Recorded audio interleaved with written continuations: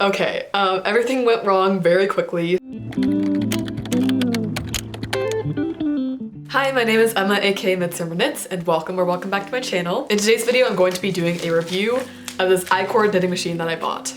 So before we get into the actual review of me trying this out and seeing how it works, I want to start off with a quick introduction as to what icord is for anyone who isn't aware. And I have an example right here. This is my Made You Look top. As you can see, it has this strap which also runs through the front of the top to make a tie. And this is a knitted cord which is made using the icord method. So just to give a quick description of how icord is made, essentially how you would make icord is you would cast on a small number of stitches, I think probably ranging between 3 to 5 stitches at most. It's really going to work best with a very small number of stitches. And then essentially how it works is you're going to knit across the stitches. What you're going to do is you're going to take your yarn, pull it along the back side of the work and to the front of the work again, and then knit across once again in the same direction. And essentially what this is going to do is it's going to sort of approximate the experience of knitting in the round. Assuming you pull the yarn tightly across the back of the work, it's going to be like you're going from one stitch to the next when knitting in the round. And in that way, you don't have to actually go through the ordeal of setting it up and knitting in the round on 3 to 5 stitches. And so basically what icord is just a tiny tube that you've knit in the round. And icord is used for a variety of different things. I feel like straps is a pretty popular use of them, but there are definitely a variety of other uses. For example, I just started working on a costume that I'm going to wear to Taylor Swift's Eras Tour in July. And as part of the costume, I want to use icord to make sort of icord stems and knit leaves. So there's definitely a lot of different uses for icord.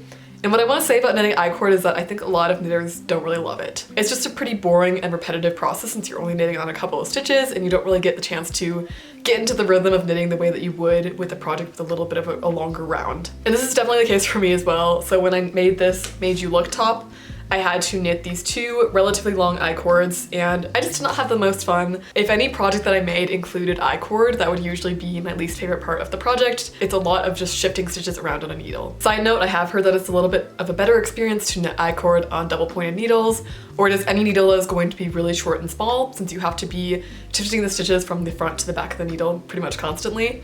So that is one pro tip. If you don't want to go out and spend money on an icord knitting machine, but you don't have a lot of fun doing it, you could try getting double pointed needles or any just sort of very short needles to do icord on, and I think it will be a little bit of a better experience. That being said, I am lazy and I want to knit icord on a machine, so let's go ahead and try out this icord knitting machine. So here's the icord knitting machine. As you can see, it has this little hand crank, which is what you're going to crank around to actually do the knitting.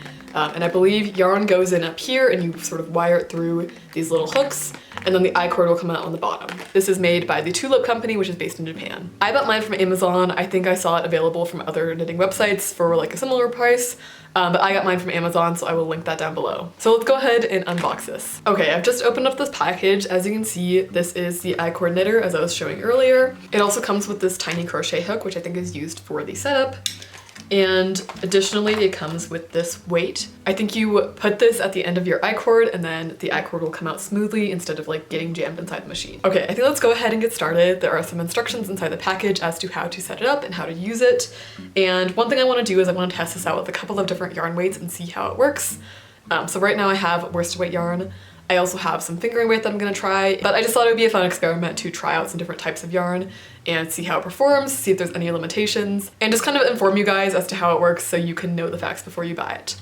So I'm gonna go ahead and try to get this set up with the worsted weight yarn and we'll see how it works. So the first step says pull yarn out of the ball, obviously. Thread it through the lower guide, over the upper guide, and down through the tube. The lower guide is this little hook outside of the machine. So we want to thread it through the lower guide and then over the upper guide. The upper guide is this little notch in the top, and then down through the tube. So we want to go out the bottom. All right, first setup step is complete. Next it says to knot the end of the yarn and then press the button to let the end of the yarn with knot go through the hollow center of the weight. Okay, so I have to get the weight. Here is what the weight looks like. As you can see, there's something going through the weight, but when you press the button, it opens a hole. So you're supposed to, oops. You're supposed to knot the yarn, press a button, and drop it through, and then release the button. So I'm gonna go ahead and do that. That's just to get the weight set up, I think. Okay, the weight is set up, so we're done with steps 1 and 2. And it says to make sure all the hooks are open. I don't know if you guys can see this too well, but there are these little hooks inside the machine and they're all open. So basically what I'm gonna do is I'm gonna start turning it now and the hooks should catch onto the yarn. Okay, first one is caught on. For the second hook, we don't actually want it to catch on to the hook. We want to put the yarn behind. So that is what this little crochet hook is for. I'm gonna go ahead and do that. All right, continue turning until the third hook catches the yarn, so we're gonna keep going. So we're catching it on like every other hook. So now I just continue going around, basically.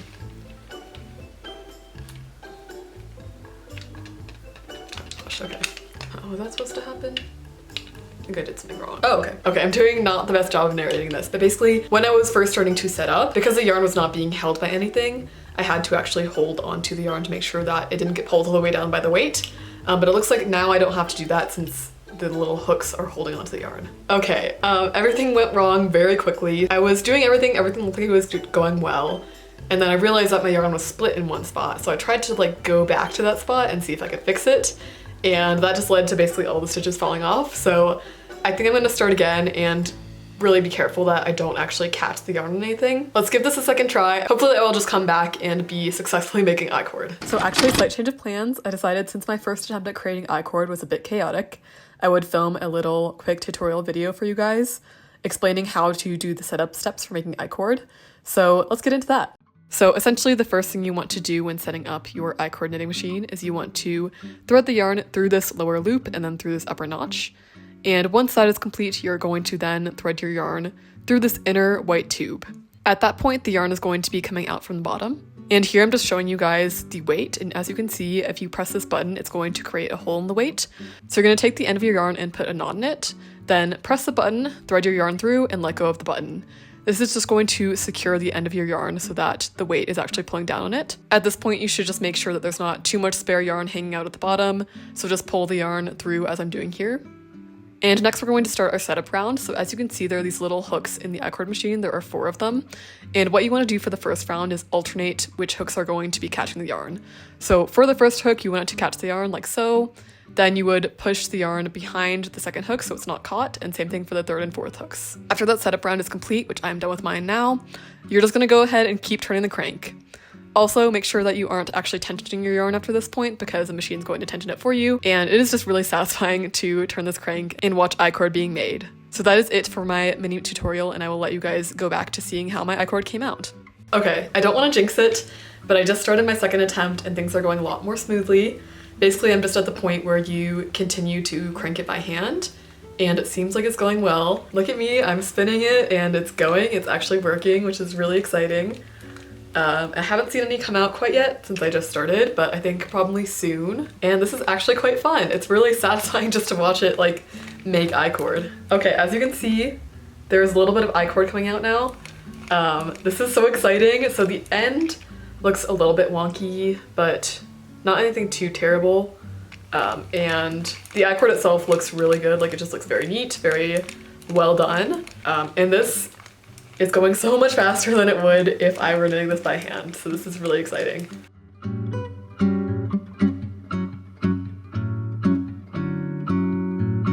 Sorry if the angle changed a bit, I just got some close-up clips. But I think the consensus for me is that this works really well with worsted weight yarn. I literally just did like 20 inches of icord and it was so easy and so straightforward. Another thing that I actually don't really love about hand knit icord is I feel like it tends to look a little bit twisted, at least in my case. And my guess is this happens because of the gauge where you are pulling across the back of your work versus just knitting across the rest of the row regularly. Probably differs a little bit, and so that leads to it being a little bit skewed and twisting. So as you guys can see on the strap or the tie of my Made You Look top, the icord is just a little bit twisted. I hope you can see that in the camera, but I can see it definitely in real life. It's just a little bit twisted. It twists around itself a couple of times, and it doesn't look super neat. Versus with the icord made from this machine, I think that it looks really good. I still have to bind this off and remove the weight to check and make sure that it actually does look good. But based on how it looks now, it just looks a lot neater and a lot less sort of skewed and twisted than my actual hand knit icord. So I'm gonna go ahead and finish this off. Basically, the instructions for finishing it off are to turn the handle counterclockwise or the opposite of the direction that you're turning it in. Then the I-cord should fall off and you should just thread the remaining end through all the stitches and sort of bind it off in that way. So I'm gonna go ahead and finish this off and we'll see how it came out. All right, we have our first I-cord. As you can see, first of all, this I-cord is a little bit shorter than I expected, and that is because when I went to bind off the I-cord, a little bit of it got pulled out, and so I had a little bit less I-cord than I expected. So I'm just gonna say, if you are going to use this I-cord machine to make something for a project, you should probably make the I-cord a few inches longer than you actually want, and then when you go to sort of bind off, it'll either get pulled out or you can pull out to the exact length that you want. Otherwise, this is definitely a lot neater than my I-cord would be if I hand knit it. I think it looks really good. And this was so much faster as well. Like I made this in like 2 minutes of work and I could easily make a much longer one just by continuing to crank the actual machine. Like it's very, very easy and very straightforward. As you guys saw in the video, I did struggle a little bit with the setup steps. And I think the reason I was struggling was because I was trying to tension the yarn with my hand when you actually don't need to tension it yourself. So once you sort of complete the first round or the setup steps where you are getting the yarn through the first 2 hooks and skipping the other 2 hooks, I would say after that point you definitely don't need to tension it. You can just leave the yarn to go through the machine as it will, and it will be sort of tensioned by the machine itself. So I think that's why my first attempt didn't really work out and I ended up sort of splitting stitches and having to redo it. Yeah, and this looks really amazing. Again, this was using worsted weight yarn, so definitely for any worsted weight or near worsted weight products I have in the future that require I-cord, I will definitely be using this machine. However, we are not quite done putting the machines to the test yet, so I'm gonna go ahead and try my next attempt with fingering weight yarn and we're gonna see how that goes.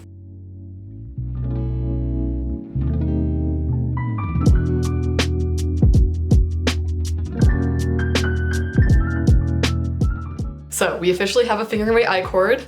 I'm gonna put up some clips of it on the screen. As you can see though, I feel like the I-cord knitting machine did not work quite as well for fingering weight yarn. My theory is that this knitting machine was probably made to work best with worsted weight yarn, which is why the worsted weight I-cord turned out so well. And that makes sense to me considering the fact that worsted weight yarn is kind of like the average weight of yarn and it's sort of in the middle of the spectrum. So to me, if I were to choose a sort of set weight that I would want this machine to work well with, it would probably be worsted weight. However, with the fingering weight I-cord, I feel like you can definitely tell that the I-cord looks a little bit looser than it should be. There are sort of gaps within the I-cord where you can actually see through it, whereas with the worsted weight one, it is very solid. It looks like it's knit sort of with the perfect size of needle and just looks a lot neater and more solid. With the fingering weight one as well, I feel like there are spots where the tension just doesn't look very even, and that may have just been user error of me not being careful enough with the machine to make sure that my tension was completely neat the entire time. However, I feel like this just doesn't look quite as good with fingering weight yarn, and if I were to actually make a project that requires I-cord with fingering weight yarn, I think that I would probably lean towards just making the I-cord by hand. Depending on the use case and depending on the person, you may be willing to make I-cord with fingering weight or otherwise thinner yarn than worsted weight. But for me personally, I probably would opt to just do it by hand with thinner yarn. So I want to give a final little decision and discussion as to whether I think you should buy this machine or not. So the first thing I want to take into account is the cost of this. This was $56 for me. I did see it from a couple of other websites, but I think it was around the same price, and so I just bought it from Amazon since I have Amazon Prime and I can get free shipping from there. That being said, I do feel like that is a little bit expensive for what this machine does, but for a very specific type of knitter, I do think it'll be worth it. So if you are someone who does knit more with these like medium weights of yarn and tends to make a number of projects that do involve I-cord, and you don't enjoy making I-cord, I feel like if all those things sort of apply to you and you have the budget to spend on this, then I would do it. For me personally, I do think getting this was probably going to be worth it.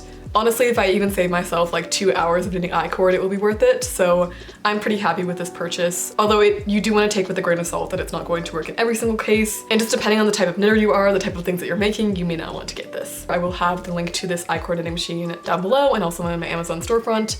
So you can reference that if you ever decide to get it. I hope this video was helpful and informational and help you decide whether you want to get this I-cord knitting machine or not. Thank you guys so much for watching. I'll see you next time. Bye.